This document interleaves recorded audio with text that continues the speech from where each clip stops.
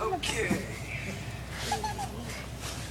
Alright guys, so if you take a look inside of the alligator's mouth, there are 80 teeth in there, 40 top, 40 bottom.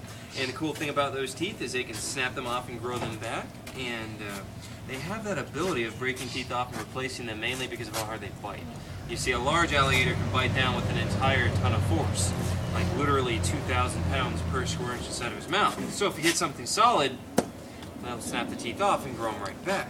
Now, even though they bite down with all this power, you can hold the jaw shut with your bare hands, though.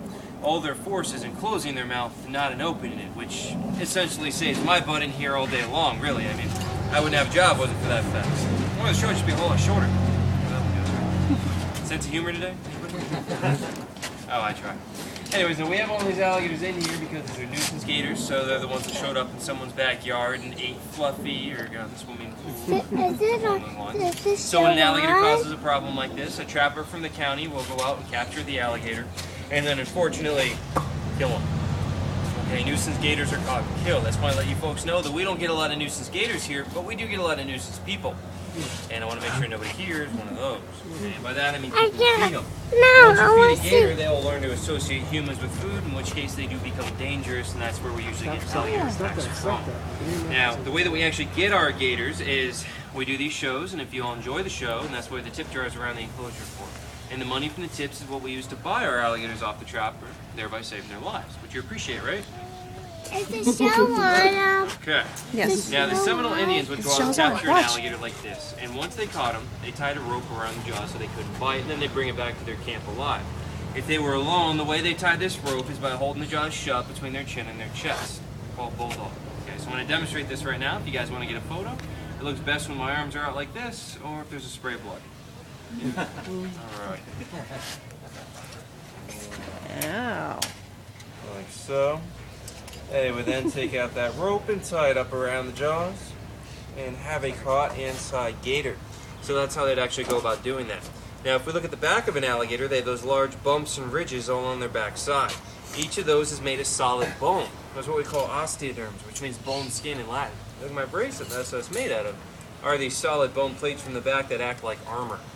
You check out the eye, and they have a third eyelid. If you watch, you'll see this thing flick sideways across the eye when it opens. So that acts like a pair of swimming goggles when the animal submerges underneath the water. And then right behind the eye is the ear right here. So being a little flap like that, they can seal that ear canal off to keep out water, or chin out the wife, or anything it's got to do. You guys have any questions about the alligator? No. Yes, absolutely. What's the difference between an alligator and a crocodile?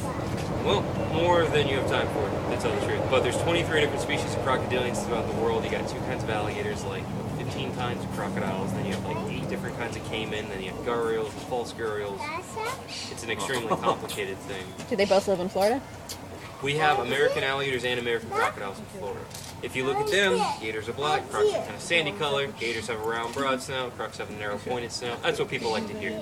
Now those are completely idiotic differences if you ask me. Real differences, American crocodiles have a salt gland. They can excrete excess salt. It's an entire gland that this animal lacks. This animal also has 80 teeth, crocs have 70 teeth. The difference in dentition is what some primatologists actually use to differentiate species. So that's a real difference, but nobody wants to hear about that. We want, oh, this is a U and the croc is a D. You know what I mean? So that's the way that one works. Actually, this is what I go to school for. I actually go to FIU and I'm getting my degree in environmental studies. So I want to do crocodilian research when I graduate. So. Cool. Is it true that alligators are less aggressive than crocodiles? Depends on the species. So American alligators and American crocodiles, American alligators are a lot more aggressive than American crocs in my experience.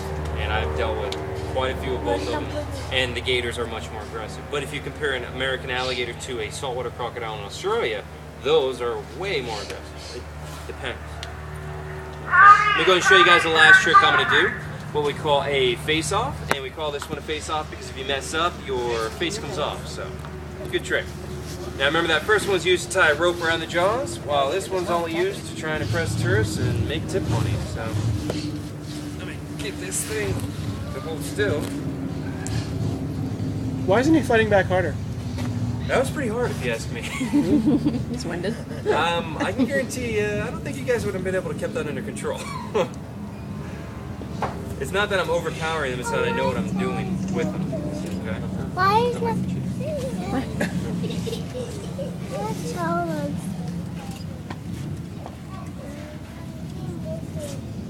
Wow. Hmm. Very impressive. Okay. Enough of that. Let that guy go. Alright, guys, now, you all have seen the baby.